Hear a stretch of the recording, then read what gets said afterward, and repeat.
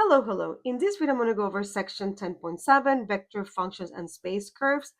We already have an idea what vector functions are because in section 10.5, we defined the equation of a line in terms of a parameter t.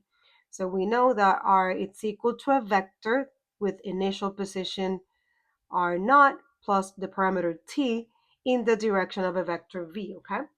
So long story short, even though my domain, right, it's one dimensional, the actual output is a vector that tells you at time, let's say time t, time equal to 0, it tells you that r it's equal to a vector and it gives you the components of that vector. So like the position of a particle, for example. So in other words, in Calc 1, we had a function going from the real numbers to the real numbers. Now in Calc 3, we need to be able to describe more complicated situations, so we need vector functions. So now in Calc 3, I'm going to have a function so that the domain it's still one dimensional in the real numbers, but the range is going to be a vector. In this case, I'll stick to R3, okay? So here's the definition of that. A vector value function, or just a vector function, is a function whose domain is a set of real numbers and the range is a set of vectors. The notation is, I'm going to still call it RT, my function at t, it's equal to, and I'm going to have a function of t in the direction of x, a function of t in the direction of y, and finally a function of t in the direction of z, okay? Now I can also write this using vector notation as x of t, y t, and then zt, okay? Now, so these are one-dimensional, these are one-dimensional values, okay? Perfection. And we usually use t because usually the application is in time. So we usually use t as the variable.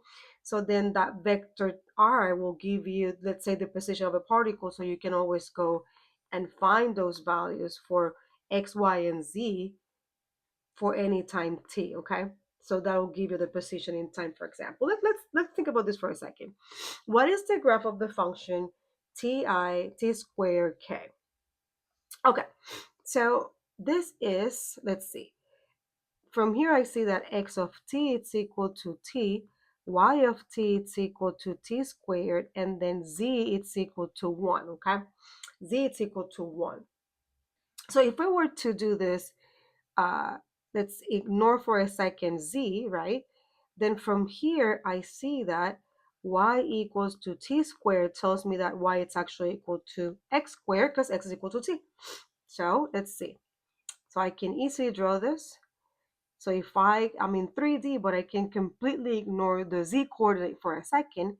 And if I plot my y is equal to x squared, what I get is I'm going to get, let's say this is the negative part, this is the negative part of x. I get that y is equal to x squared, just a parabola on the xy plane. So there's a parabola on the xy plane. So let me just draw it here, parabola on the xy plane. So this would be, if I leave it there on the xy plane, z is equal to 0. So this would be, that's it. This would be the graph of t squared 0. That's not what I want. I want t squared 1. So this is, I take my graph and I move it up 1 unit. So take the graph and move it up 1 unit. So it's right there, okay? Let me see. Oh, it's, okay, perfection. So that's it, okay? Perfect. Now imagine for a second, this is a function, so the domain is one dimensional, therefore I am getting a curve, okay? So it's a one dimensional thing.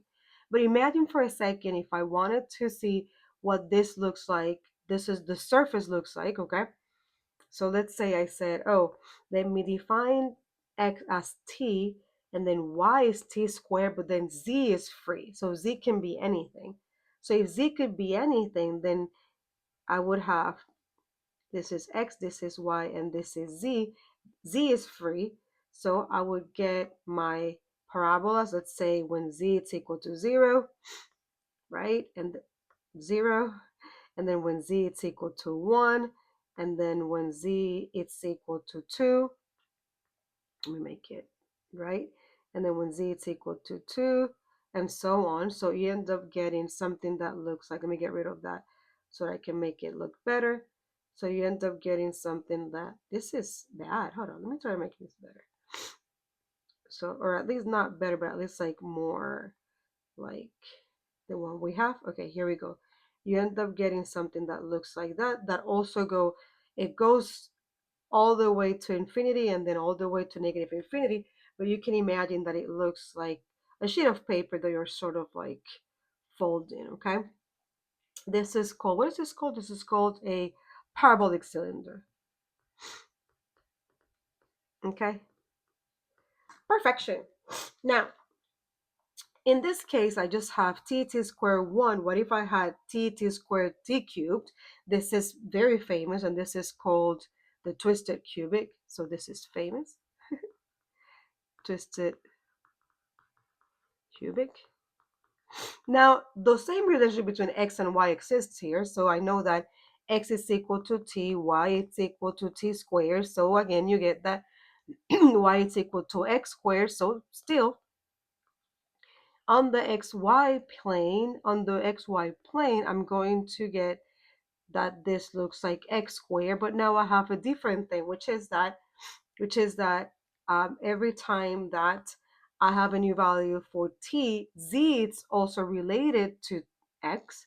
So I can say that since z is equal to t cubed, then I know, well, we know that z is equal to x cubed. Okay. So from the xz axis, it should look like a cubic, okay? Now, I drew it like that because you have to think of something real quick, which is that the y value is always positive, okay? So then the equation of a cubic has, the relationship will be negative, but since y is always positive, you end up getting something that never gets to the negative side of y, okay? So this will sort of stay here, right? Turning it as a little bit like more cubic, but then this will never get to the negative part, so it gets something, it looks something like this. So imagine you had your parabola on the xy plane, and then the xz has to look more cubic, so it'll be something like,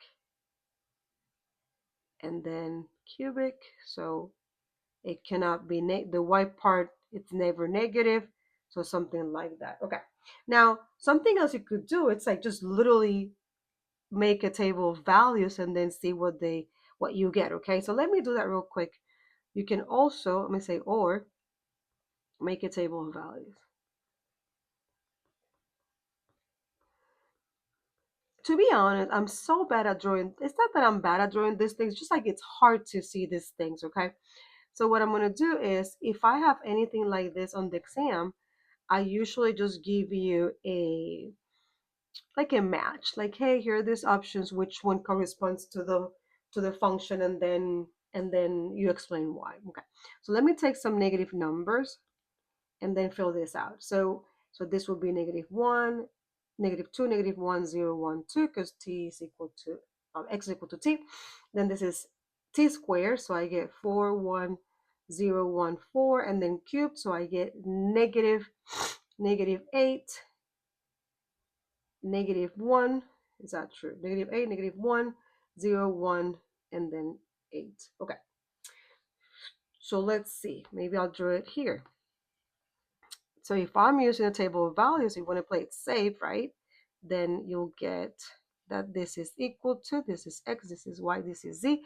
At t equals -2, I get the point -2. So let me make sure I have the negative part here and the negative part here. So this is an approximation. It doesn't have to be exact, okay? But I have -2, so I'm here. So -2, and then 4, and then -8. So like down here, okay? And then I have -1, so I have -1, so -1, 4, and then -1, so like down here. Then I get 0, 0, 0, right? And then I have 1, 1, 1, and then I have 2, 4, 8, something like this, okay? So then this will be, so if you think about what we got something going here, boop, and then it got to 0, and then, okay, let's see. So I'm trying to follow, like this is t equals -2, right? So it goes something like this, and then like that, okay? So it sort of goes, it has to like go through 0, 0, 0, and then sort of come back, okay? All right, perfection. Let me see. All right. Number 3, sketch the curve whose vector equation is cosine t, sine t, and then t. All right, so one more time, we'll do the same thing. We go, okay, so x is equal to cosine t, y it's equal to sine t, and then z it's equal to t. And we look at x and y first, and we know that they can relate by doing cosine squared t plus sine squared t. This is equal to 1. Now, if we were looking at the surface like we did with the parabolic cylinder, if we were looking at this relationship, cosine squared plus sine squared equal to 1, in 3D, hopefully you see that this will be a cylinder. So this is x, y, z, x squared plus y squared equal to 1 in 3D. I'm saying z is free, so it takes every single value. This is 1. Let me see. This is 1 and this is 1, so I get a cylinder, right? So it takes every single value of z, and then I'll fix it now. And then something like that, and I know, this is 1. Okay, perfect. So this is if I had my x squared plus y squared equals z squared. I'm drawing this, z is free, I get the surface, life is good. But I am not getting a surface now. I'm trying to graph this curve. So this is a one-dimensional thing, the curve. So it starts sort of the same way, right? And then it's like you have it inside this cylinder.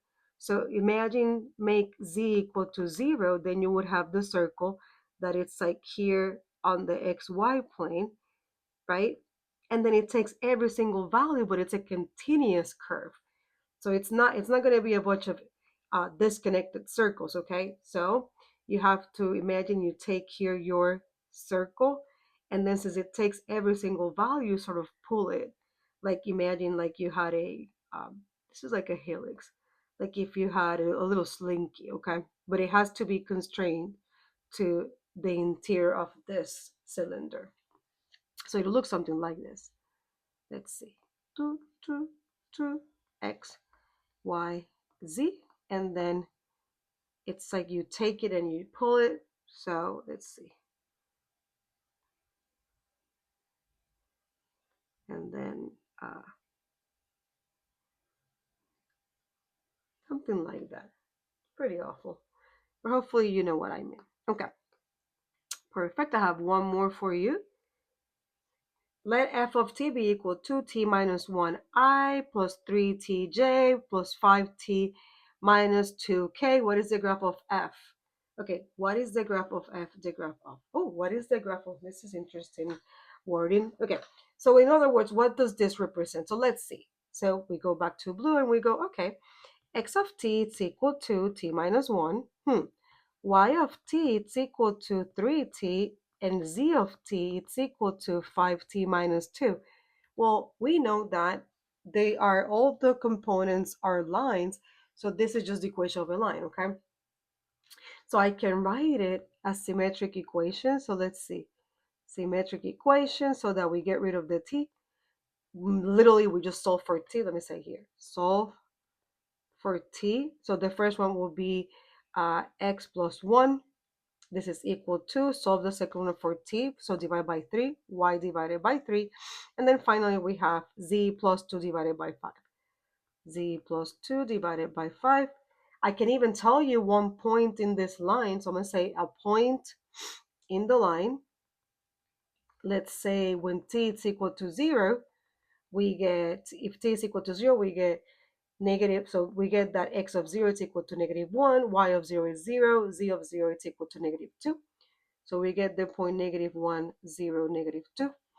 And we can find the direction vector because we know direction vector v it's equal to, well, we can think about it like either the denominators here or just the slopes of these lines. Okay, so 1, 3, 5. These are the slopes of the lines. 1, 3, 5. Perfect. Now let's go over how to operate this vector value functions, meaning how do we compute the limit, how do we compute derivatives, how do we compute antiderivatives. And the reality is that we already know how to do that. Okay, so the beauty of this is that since everything depends on t and only t, the limit will do component wise, the derivative will do component wise, and the integrals will do component wise. And then in like 2 or 3 videos, we'll see how to define. We're going to go to over functions that have a vector as the domain. Okay, all right. Let's talk about limits. So the limit of a function r defined by f t, g t, h of t. I'm going to take the limit component wise. So by that I mean I'm going to take the limit as t goes to a of f of t, and then the limit as t goes to a of g of t, and then the limit as t goes to a of h of t. And then maybe in order to be able to compute these limits, you have to use you have to use L'Hopital's rule, or the substitution rule, or you have to factor, you have to multiply by the conjugate. Okay, so each of the limits will be a separate limit that you have to compute. So let's do one by one. If I want to find the limit as t goes to 1 of this vector, I'll take the limit as t goes to 1 of each of them. So let's see. So the limit as t goes to 1 of t squared minus t divided by t minus 1. I plug in t equals to 1, I get 0 over 0. So factor, don't forget to keep the limit. You know this from calculus 1. So this is t minus 1 divided by t minus 1. I cancel. And I get that this is the limit as t goes to 1 of t. So I get that this is equal to 1. So I can even solve the problem as we go, right? So this will be equal to 1 and then I. And then I take the limit as t goes to 1 of the second one, which is root of t plus 8.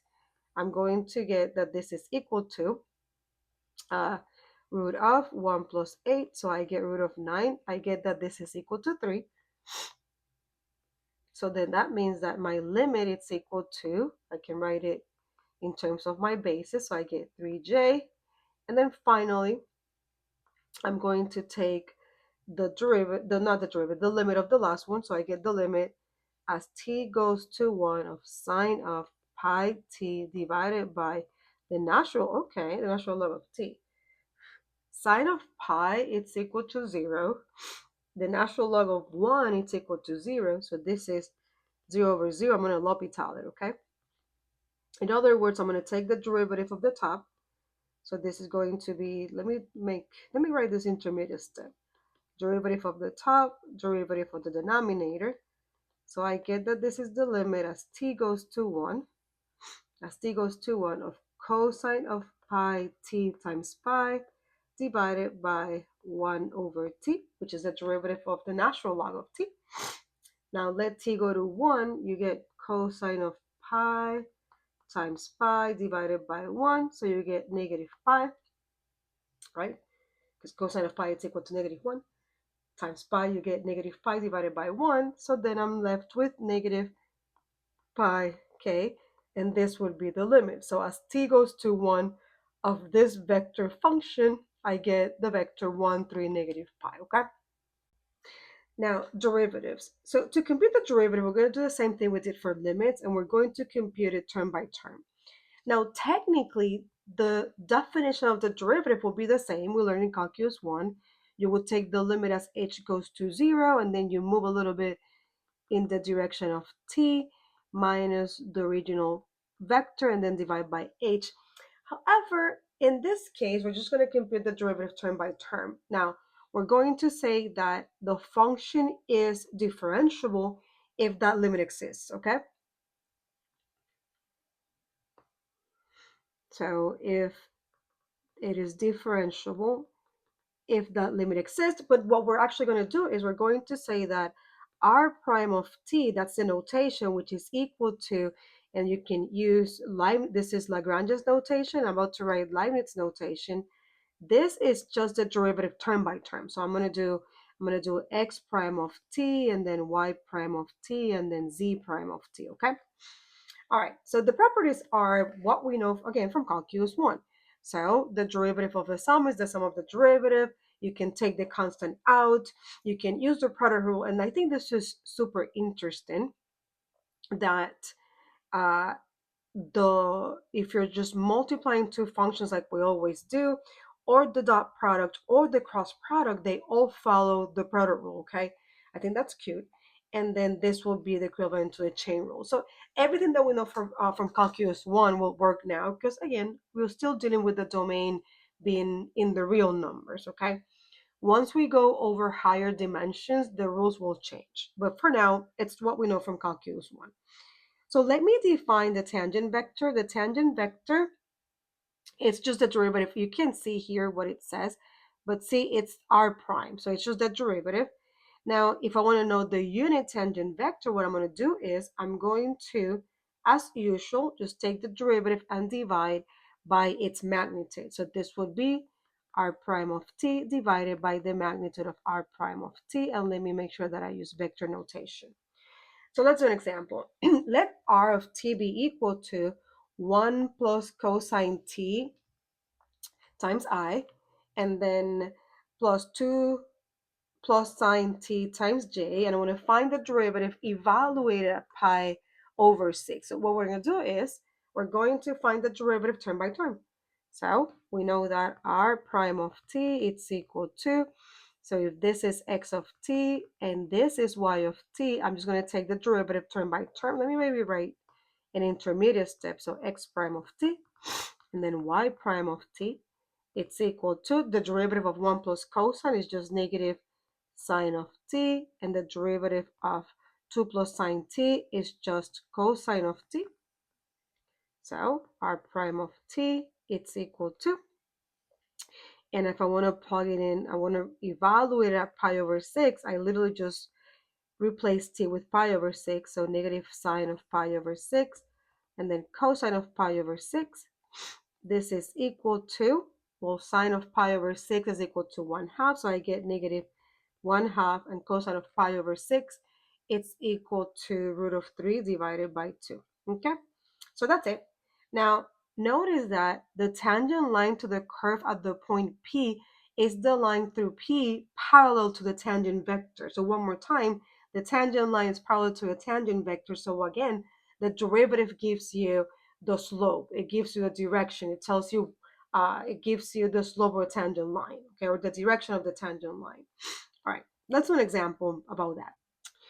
Find parametric equations from the tangent line to the curve given by the parametric equations. So long story short, don't forget that if I'm looking for the equation of the tangent line, I know that the derivative it's parallel to the tangent line, okay?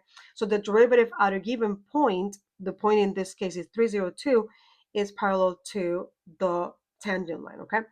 So if I'm looking for the equation of a line, I need two things. So as usual, I'm going to need a point, which I have. The point is 302, and I need the direction vector. Now, the direction vector is, I'm looking for the equation of the tangent line, and I know that the derivative is parallel to the tangent line. So the direction vector will be given by the derivative at the point, okay? So let's see. So r prime of t, it's equal to, I take the derivative with respect to t of x, so I get 1/2 times 2, that goes away, and then I get t to the negative 1/2, so 1 over root t. The derivative of y is 3t squared minus 1, and the derivative of z is 3t squared plus 1. Perfect. Now, we have t here, so, and the point is 302. So I need to find the value of t that corresponds to this point. Not hard, we can just do it.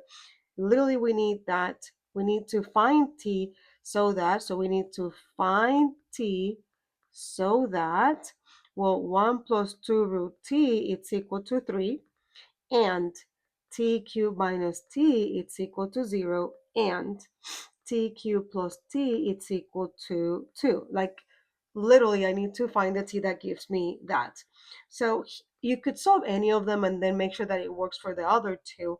But if I look at this 2, you have cubic functions, so you would have more than one solution. So I'm going to solve for t in the first one. You can also do this by inspection, meaning just by trial and error, okay? But from here, I get that 3 minus 1, so I'm going to move this to the other side. I get 2. So 2 root 2, it's equal to 2 root t. It's equal to 2. Divide by 2, you get that root of t, it's equal to 1. Therefore, t, it's equal to 1. And it works for both of them, right? If I plug in t equals 1 here, I get 0. If I plug in t equals 1 here, I get 2. So this is the value of t. So since this is the value of t that works, then I know that my direction vector is going to be equal to the derivative evaluated at 1. So I get 1, 3 minus 1, I get 2, 3 plus 1, I get 4. So that is my direction vector. So I'm ready to write my equation, okay? I have the point, I have the direction vector, so that means that the equation of the tangent line is, well, as usual, I'm going to call it capital R of t. It's equal to my initial point, so I get 302 plus my t parameter and then times my direction vector, which is 1, 2, 4. Okay, perfect. Now for integrals, we're going to do the same thing we did before, and we're going to find the antiderivative term by term, or in this case, we're going to use the fundamental theorem of calculus term by term, okay? So one more time, here, if I'm finding the definite integral, what I'm going to do is I'm going to take the integral of each of the components individually using the fundamental theorem of calculus, okay? So it's going to be equal to antiderivative of each of the components individually, okay? Perfect. So that's exactly what I will get here. Perfection. So I can also write this as, say the function r, capital R, is an antiderivative, then I get antiderivative evaluated at b minus the antiderivative evaluated at a, which is exactly the same thing. So if I'm looking for the definite integral from 0 to 1 of r of t, I go term by term, okay? So first of all, let me put little arrows here so that we don't forget we're dealing with vectors. And then this is going to be equal to, well, the vector with first component, the integral from 0 to 1 of root of t dt, and then the integral from 0 to 1 of t cubed dt, and then the integral from 0 to 1 of e 2t dt. I'm going to do each of these integrals individually, and then I'll have the final answer. Actually, let me maybe like even draw a line here. So the integral from 0 to 1 of root of t dt, it's equal to the integral 0 to 1 t to the 1 half dt. Add 1 to the exponent, so you get 3 halves. So this is going to be t to the 3 halves divided by 3 halves. You get 2/3 from 0 to 1. I get that this is just 2/3. So the first component of my definite integral is just 2/3. Then the integral from 0 to 1 of t cubed dt, it's equal to t to the 4th divided by 4 from 0 to 1.